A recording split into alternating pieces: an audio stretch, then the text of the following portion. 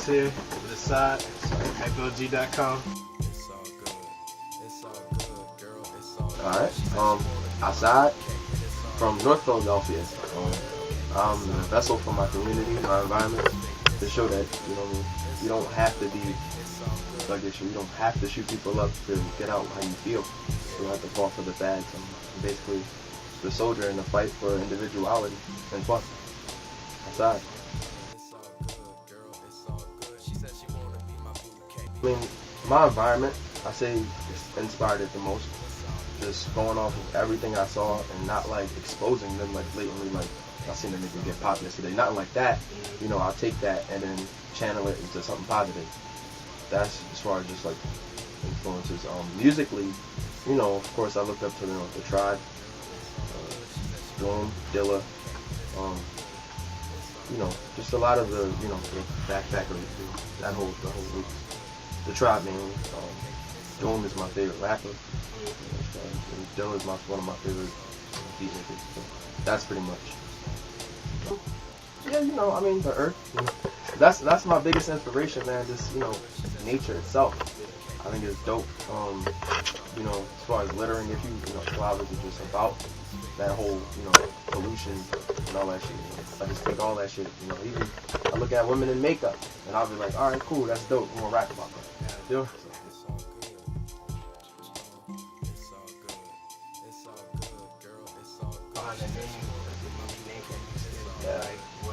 How the whole project came about. Alright, so Flowers, when I was thinking of a title for the tape, it was originally called The Plastic Tree because it was dealing with the women in makeup.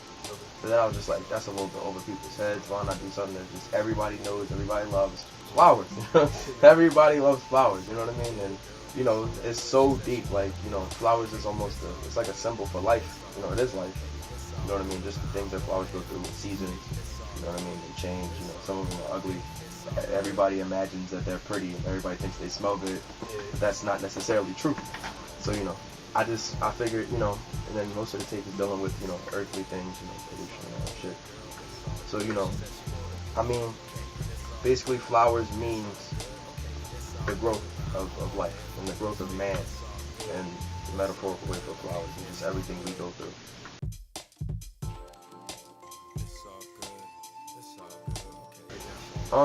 Still just promoting Flowers, performances, features, was with Noise Trip, Shish Boom Bye, that project's coming soon, it's pretty dope. Paul Brown, the artist who's on Flowers, building his mixtape, and, just getting around, man, I'm recording like 4 to 3 songs every day, so just leaking songs, just keeping busy in every field possible, to keep my name, people know that, Asaad is, it's a flower. He gets around, man. He's everywhere.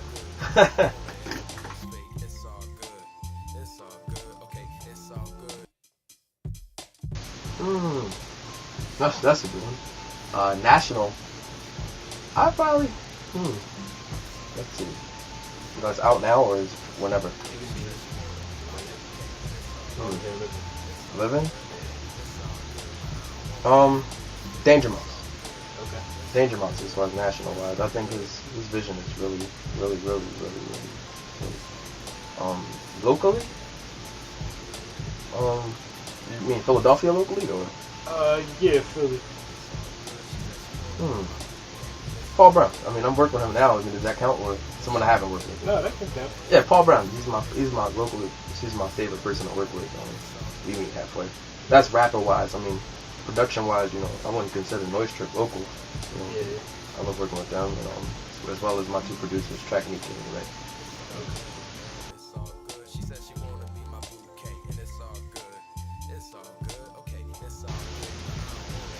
But I want to say the biggest thing is, there's no form of real identity. Everyone's just like, it's kind of trendy almost. I feel like if everyone really stuck to what they're fighting for and not changing every 2 weeks, you know what I mean? If you're going to fight for something, I feel like you should at least stick together and fight for it, opposed to, a lot of animosity or whatever. But I think that's really the only thing hindering themselves is if you have a goal, you fight for that goal.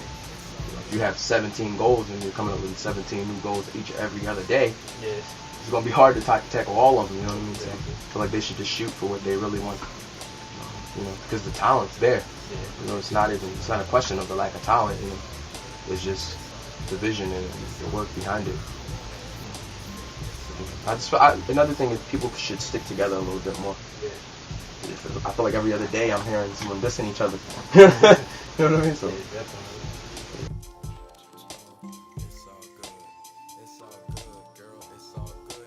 I don't know. Like, you know, I just feel like it's the thing where everything was for a while was oversaturated with bullshit ass music, and then people were just like, all right, you know, in albums you were only getting 3 songs out of an album. So and one part is the artist's part, and the other part is the machine's fault for marketing after that bullshit. You know what I mean? Excuse my language or whatever, but you know, I mean, I don't know if the days are gonna come back to record sales, or actual physical CD sales, because everything's internet based nowadays. So you know, I mean, it has to do with the advancement of technology also. But you know, I really say the machine didn't have to, you know, market those artists that they marketed and made people feel like, wow, I'm going to download this when it comes out. So now the artists that we all love, even their albums are in jeopardy of being downloaded, which is happening clearly. Because 50 didn't 150 for 50. That's insane. That's a wow right there. That's just. You heard the album, you understand why. I didn't hear it, you know, but that's insane, man. That's insane. 150? Wow. A lot of the music, it went from them being greedy, you know what I mean? A lot of greed within the industry, you know. I mean, but you know, technology advances, and in people's minds, they're not going to pick up your album if they feel like it's not going to be worth that money. And everything's tight nowadays, so if the music's still good, then that's really all that matters, regardless of a record sale.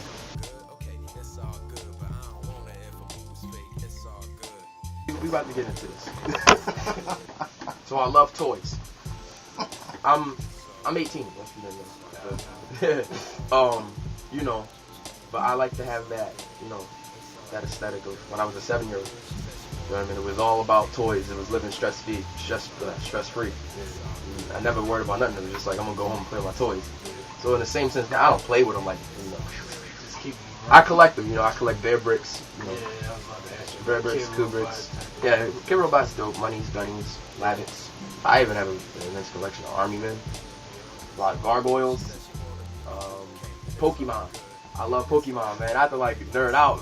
They be like, yo, this is a rapper. You know what I mean? I have every game. I have everything from red, blue. I have the Japanese green. I have silver, gold, crystal, diamond, emerald, platinum. I have everything. I don't play Ranger. I don't play like pinball and shit like that. But I have it all, man. The trading cards, man. You know, I go in. People have this vision of rappers to be like these dudes that just go to the studio, leave, fuck a bitch, and then go back to the studio and then go in the video with the mo. Yeah. Shake up their mo. You know, I rap. You know, I like to tell him, if I could be in this bitch 24 hours, I'd be in here 24 hours. And when I leave, I'll probably play with some toys and play my Game Boy. It's fun to me, you know what I mean? That's what I fight for, man, you know, because there's really no lane for that. You know, they tell you, like, this is the game. You got to follow it. And I don't think that I should follow that shit. I don't honestly believe that I got to shoot a motherfucker. Shooting people ain't fun. How could that be fun? Who made that cool? Yeah, you know what I mean? Like, when did that become a good thing? You know what I mean? I just clap the niggas. And niggas pat you on the back. You just killed a man. You know? You know, so I feel like my music can be like the first kick into the door. Like, yo, you don't have to be that way. And people appreciate you. People tell me all the time that I'm doing the right thing. You know what I mean? I would like to think that. And, you know, it just shows me that I can be that vessel for the community, especially